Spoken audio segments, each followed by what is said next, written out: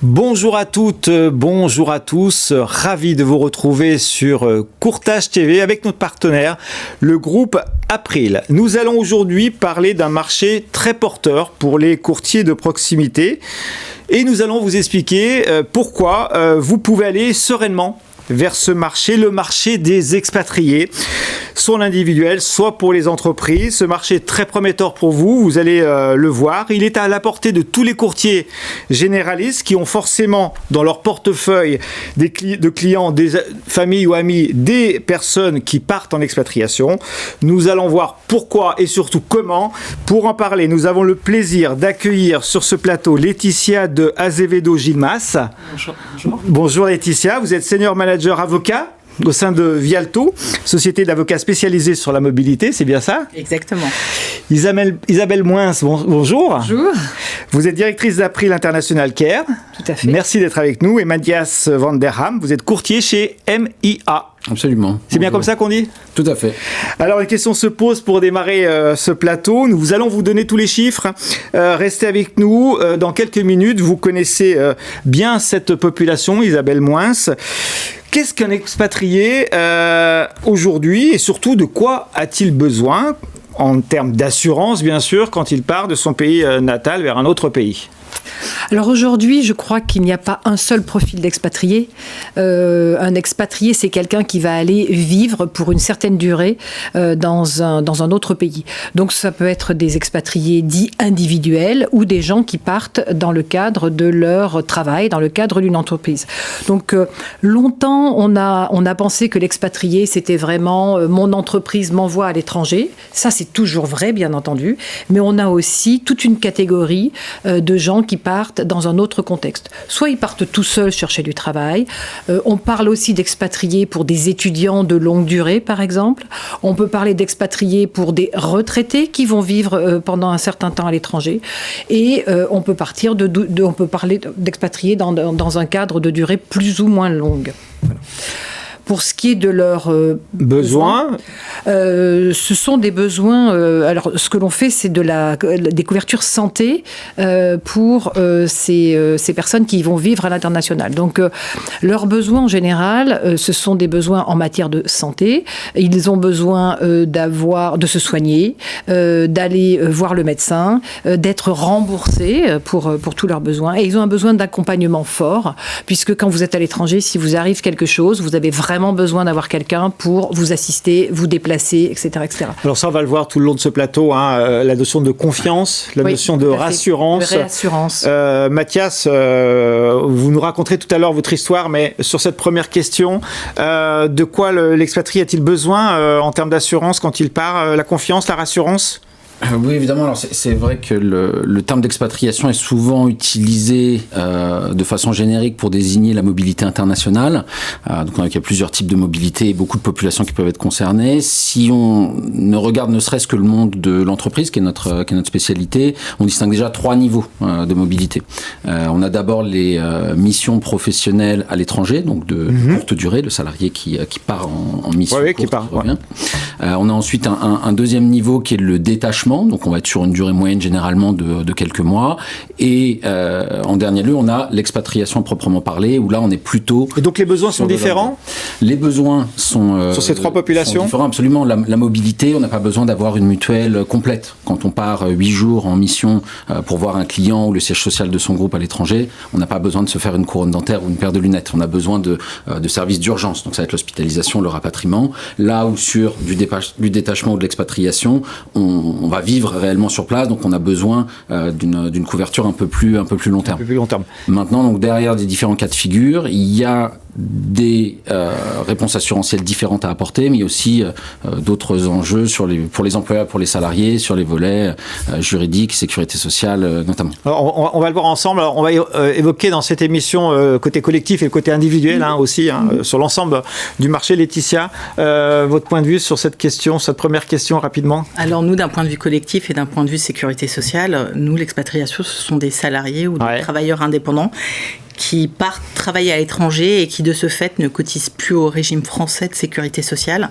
et qui de ce fait ont besoin ne sont plus couverts pour leurs frais de santé en cas d'accident du travail ou pour la prévoyance. Ou pour la prévoyance. Donc les employeurs ont l'obligation de leur offrir une couverture internationale adaptée pour couvrir ces risques et afin aussi de leur maintenir un niveau de couverture qui soit au moins égal à ce qu'ils avaient en France avant de partir à l'étranger. Avant de partir. C'est un des enjeux.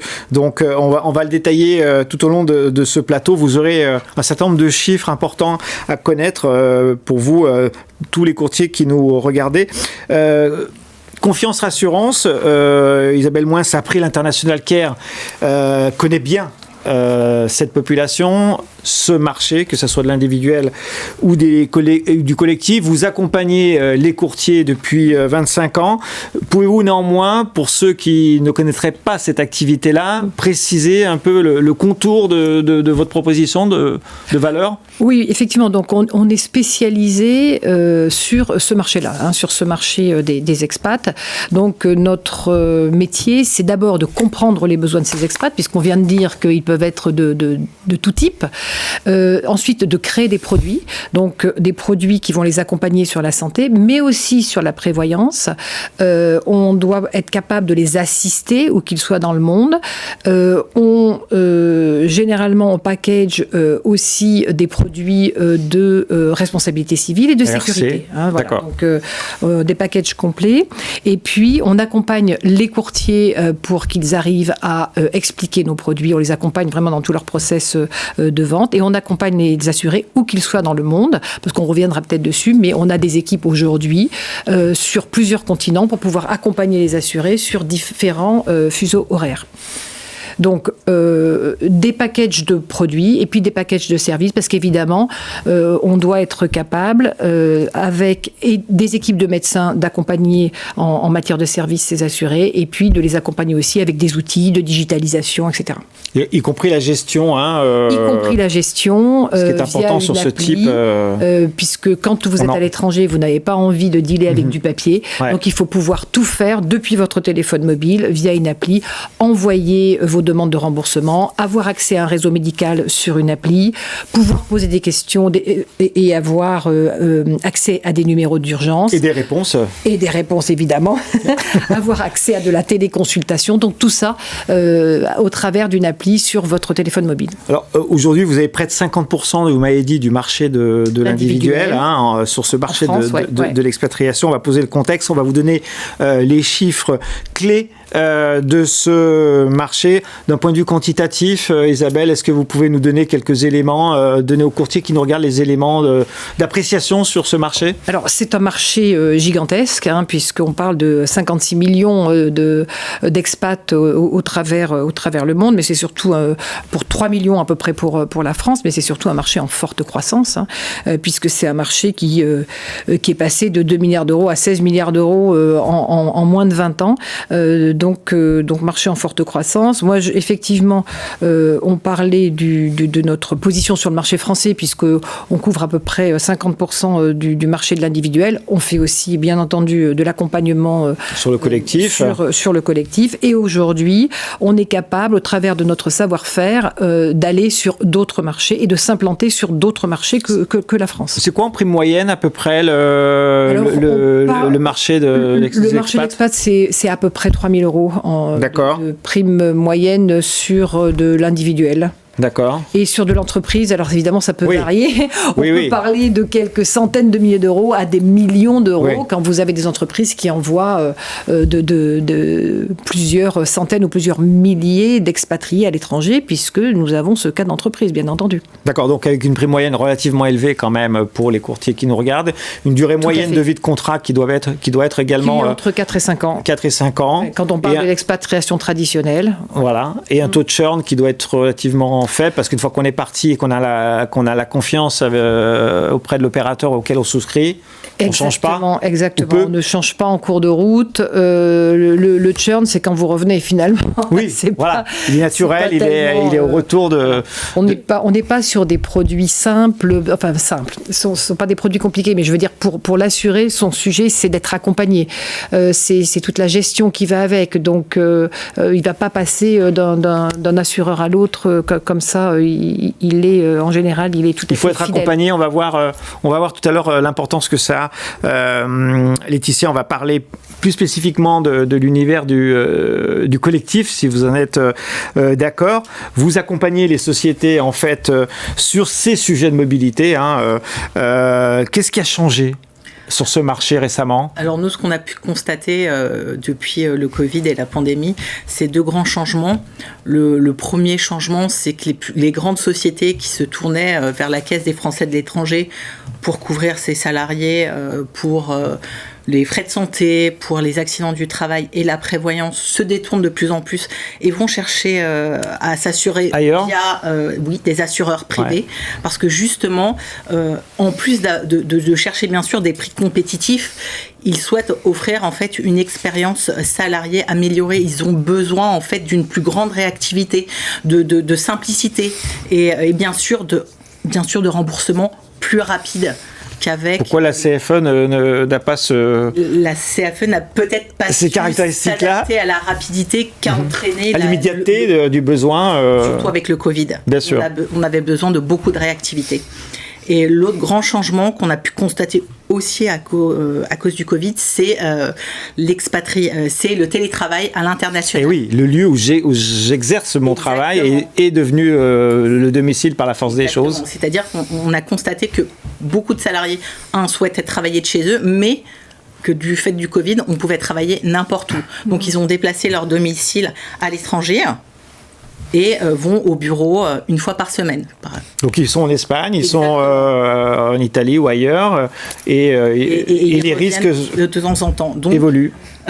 Comme l'employeur qui a une obligation de sécurité de ses salariés et de leur offrir une couverture, se voit en fait dans l'obligation pour ce genre de salariés de vérifier du fait de leur télétravail international qu'ils sont bien couverts pour leurs frais, leurs dépenses de santé, pour la prévoyance, pour le risque accident du travail, mais aussi pour tous les autres risques. Par exemple, quand on est en télétravail, l'employeur a l'obligation de vérifier que le salarié est bien localisé quelque part, c'est ça ? Et qu'il a une assurance habitation qui est conforme avec son activité professionnelle et qui puisse le couvrir.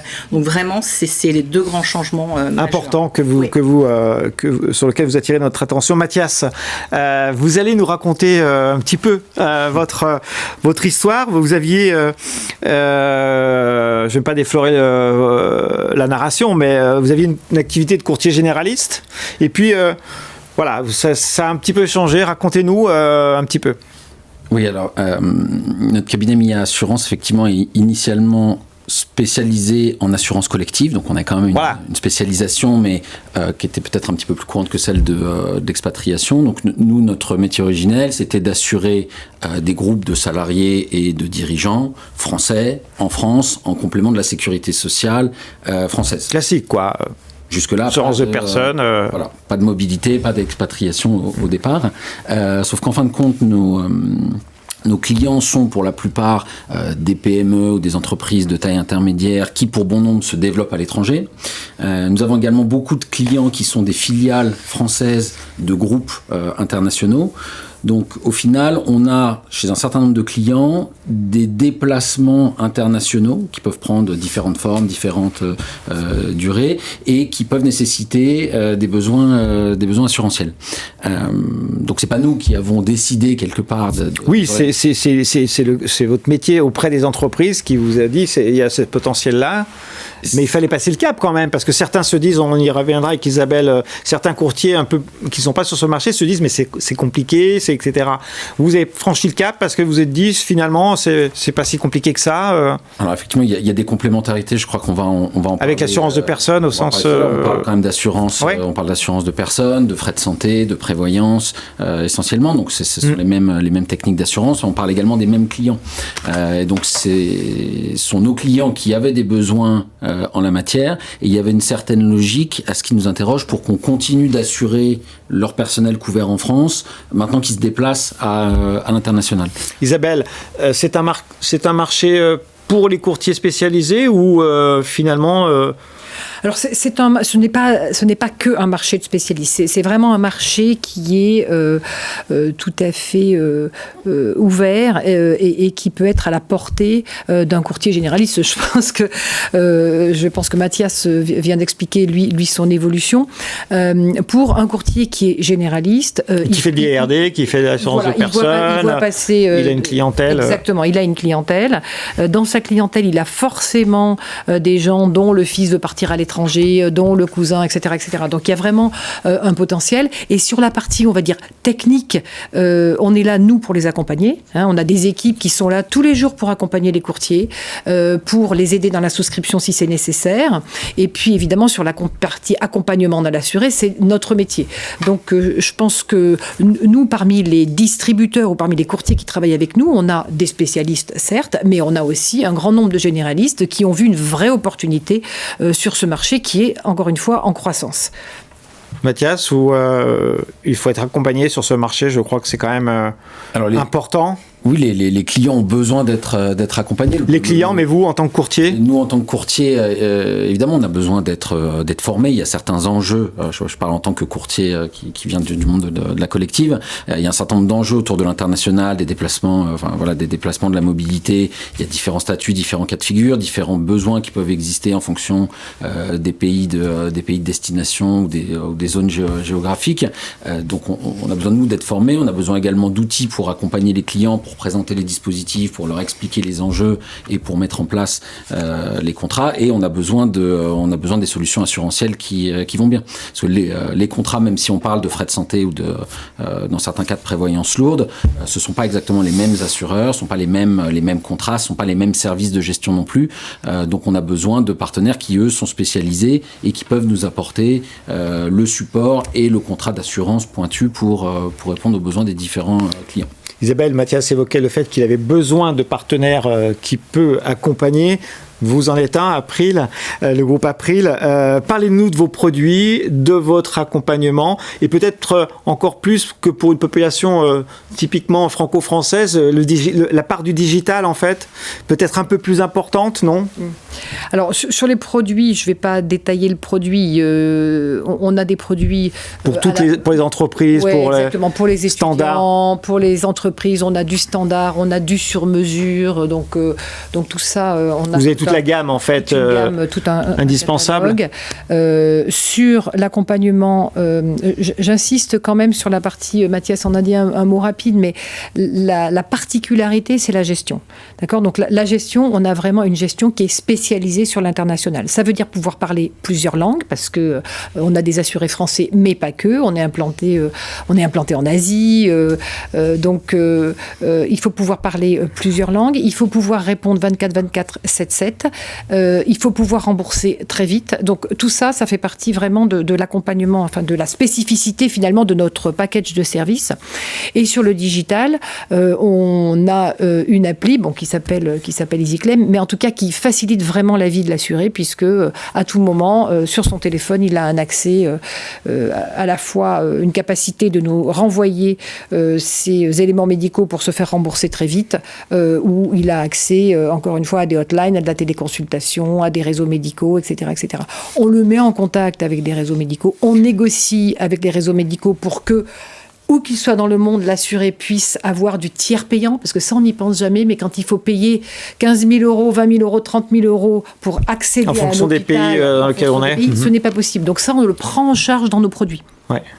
Et au-delà de ça, il y a d'autres... En tiers payant, je veux dire, on le prend en charge, on fait du tiers payant. Vous parliez de cette application-là, vous m'avez, on évoquait tout à l'heure un taux d'usage assez hallucinant. 95% de nos assurés utilisent l'application. 95%, Mathias, vos assurés, ils utilisent l'application d'April ? Oui, tous pour ainsi dire. Tous. Et je pense que le taux d'utilisation est même supérieur à ce qu'on peut constater sur des mutuelles françaises, parce que les mutuelles françaises proposent aussi des applications mobiles à leurs salariés. Mais on n'a pas un taux d'utilisation qui est aussi fort en France. Donc c'est peut-être encore plus primordial sur l'international. Laetitia ? Il faut savoir qu'un salarié, moi je parle pour le collectif, qu'un salarié qui part à l'étranger, en fait c'est un peu anxiogène parce que on applique plusieurs lois, plusieurs législations ce genre de choses. Donc c'est vrai que la digitalisation et d'avoir des outils digitaux simples, c'est rassurant parce que quand c'est simple, on comprend. Quand on comprend, c'est rassurant.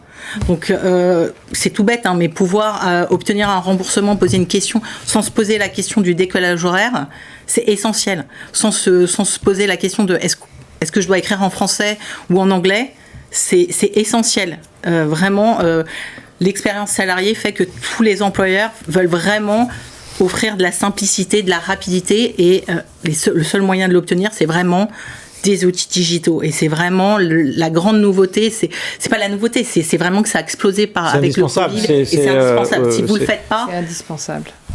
Vous marchez pas sur le marché.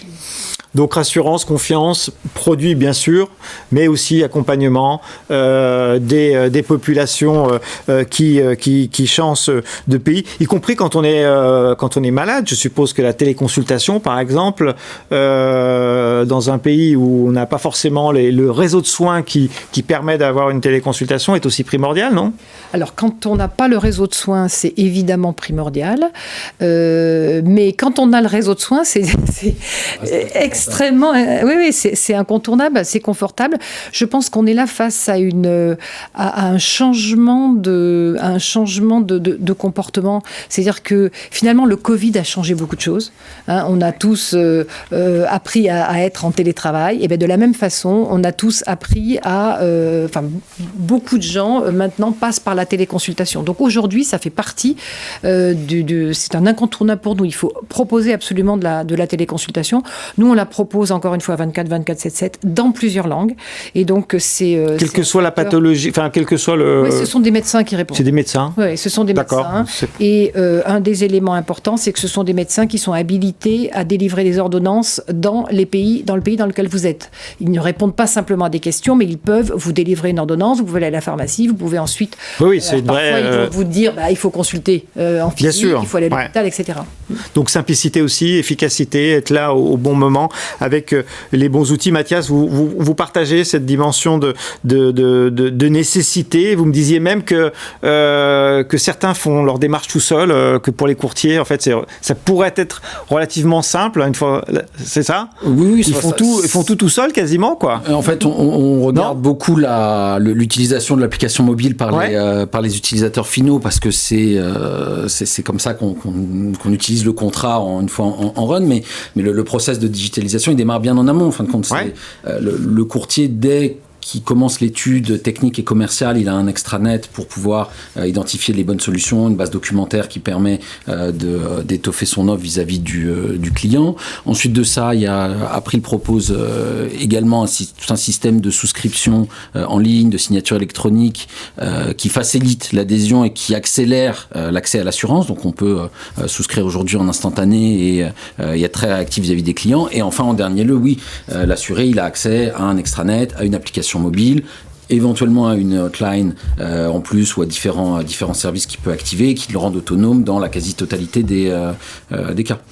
Donc la gamme de services, en l'occurrence d'April sur le volet du digital, est plutôt bien étoffée et charge ensuite au courtier de savoir apporter sa valeur ajoutée, l'accompagnement humain, la réponse aux questions hors normes. Mais sur le quotidien, tout à fait, oui. Alors c'est un marché en croissance. Il y a certains qui ne le pensent pas, en tout cas qui avec le Covid se dit mais bon, qu'est-ce qui s'est passé?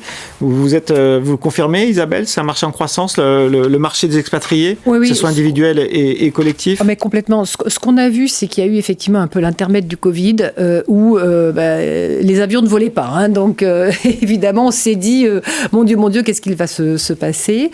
Certaines entreprises ont aussi un peu réduit la voilure en disant j'envoie pas d'expat avec ce qui se passe en ce moment. Mais le marché a vraiment repris. Et puis, c'est un marché sur lequel, justement, grâce au Covid, finalement, entre guillemets, les personnes qui vivent ou qui veulent partir à l'étranger se sont rendues compte de l'importance d'être bien accompagnées et bien assurées. Parce que quand vous partez avec votre carte de crédit en disant tout va bien et puis que vous vous retrouvez à l'autre bout du monde, coincé, sans pouvoir parler à personne, sans savoir comment rentrer, vous êtes admis à l'hôpital pour le Covid, vous ne savez pas qui va payer, c'est impossible. Donc là, on a vu aussi, c'est un marché dont la population croît en permanence, hein, puisque de plus en plus... Ça, il fallait le dire. Hein, voilà. Maintenant, on a des digital nomades, on a le type de population dont parlait Laetitia tout à l'heure, et qui vont travailler à l'étranger, puis qui reviennent un jour par mois dans leur entreprise. Enfin, toute une population très différente. Et puis, on a aussi une population qui partait déjà à l'étranger, mais qui ne se couvrait pas, et qui aujourd'hui a vraiment l'intention de se couvrir. Et je reviens particulièrement sur les étudiants, parce que nous, c'est flagrant. Aujourd'hui, les parents des étudiants nous appellent systématiquement en disant « mon enfant part, qu'est-ce que je peux lui proposer ?» Ce qui n'était pas du tout le cas avant. Oui, c'est un marché en croissance. On a évoqué, vous l'avez effleuré un tout petit peu tout à l'heure, Laetitia, sur l'évolution des offres. Vous avez parlé du télétravail en préparant cette émission. Vous m'avez dit qu'il faudrait que les offres, les produits, hein, si j'ai bien compris, vous allez me dire si je suis dans le vrai, doivent aussi un petit peu évoluer. C'est ça? C'est-à-dire qu'en fait, il y a l'expatriation, le télétravail international, et le vrai problème auquel font face maintenant les RH, ce sont les situations de mobilité non déclarées, où on se retrouve à savoir qu'on a un salarié qui travaille en Belgique, mais ça c'est simple, mais en Afrique du Sud, aux États-Unis, et là se pose la question de pouvoir leur offrir une couverture rétroactive et une extension territoriale éventuelle des garanties qui existent déjà. Et ça, c'est vraiment la bête noire des RH, c'est de découvrir qu'ils ont des salariés qui travaillent à l'étranger, ils n'étaient pas au courant. Et là, comment remplir notre obligation de sécurité pour leur offrir la meilleure L'obligation de sécurité. Et oui. Ça, c'est important à le signaler. Hein. Vous partagez, Mathias, cette... Oui, complètement. Et puis le marché bouge et les besoins, les comportements changent et les besoins évoluent. Il faut que le marché de l'assurance en face arrive à offrir les solutions qui sont en phase avec les attentes des clients et les nouveaux comportements. Mais l'obligation de sécurité, c'est la base quand on parle de mobilité pour les entreprises. Vous vouliez rajouter un petit truc? C'était juste dire que maintenant, les entreprises savent qu'une carrière ne sera plus en sédentaire, qu'il y aura de la mobilité. Qu'un salarié ne va pas rester qu'en France, qui fera sa carrière à l'international, où maintenant, à cause du fait de la pandémie, les gens ne veulent télétravailler de chez eux. Et en fait, on s'est rendu compte avec le télétravail et le Covid qu'on peut travailler n'importe où. Si on est chez soi. Ça, je crois que c'est devenu clair dans l'esprit d'un grand nombre de gens. Hein. De la santé, tout court. Et donc, c'est pour ça que c'est aussi un marché auquel doivent s'intéresser les courtiers. Parce que finalement, ils vont se retrouver avec certains de leurs clients systématiquement. Qui vont partir, de temps en temps. Et clients-entreprises qui vont être confrontés. Donc, plutôt de résilier le contrat santé en France, il faut mieux proposer peut-être une alternative avec un contrat santé à l'international. Alors, on a fait un bon tour d'horizon de ce marché. Hein. On a évoqué la prime moyenne, la dimension, le potentiel de ce marché. Vous avez d'ailleurs ouvert un bureau récemment à l'étranger, en Allemagne, c'est ça? Exactement. Donc il y a vraiment une attractivité pour ce marché. Il y a des nouveaux besoins, il y a des nouvelles obligations. Donc voilà. Et puis vous pouvez vous former, vous faire accompagner. Vous l'avez dit, Mathias, il faut se former. Quand vous avez voulu aller sur ce marché, il fallait y s'y mettre un petit peu. Il y a des tutos, il y a des plateformes aussi qui peuvent répondre, je crois, Isabelle, à ces besoins d'information. Il faut utiliser les outils à distance qu'on a évoqués. Et alors, un dernier petit conseil, puisqu'on est à la fin de ce plateau, Mathias, pour les courtiers qui n'ont pas encore passé le cap, si je puis dire, de proposer des garanties collectives ou individuelles à destination des expatriés, vous leur diriez quoi? Alors, notre expérience pour des courtiers non spécialistes de la mobilité, je pense que le premier conseil, ça serait déjà de communiquer avec leurs clients. Le fait de parler avec les clients. De voir que le potentiel, c'est ça ? C'est ça, de connaître leurs actualités, leurs projets. Je parle notamment pour les entreprises, de savoir s'il y a un développement à l'international, des filiales, des sociétés sœurs, une maison mère, enfin tout l'environnement international qu'il peut y avoir, et de les questionner directement sur les sujets de mobilité. Est-ce que les salariés sont assurés ? Est-ce qu'ils y ont pensé ? Quelles options ils ont choisi ? Et le simple fait de mettre le sujet sur la table, de s'intéresser à la question, de poser quelques questions, et puis peut-être d'apporter également un peu de contenu en termes de communication, ça peut permettre de mettre le doigt sur un besoin côté client et de ce fait de générer une opportunité commerciale pour le courtier. Laetitia, un petit conseil pour les courtiers qui nous regardent, le côté collectif aussi ?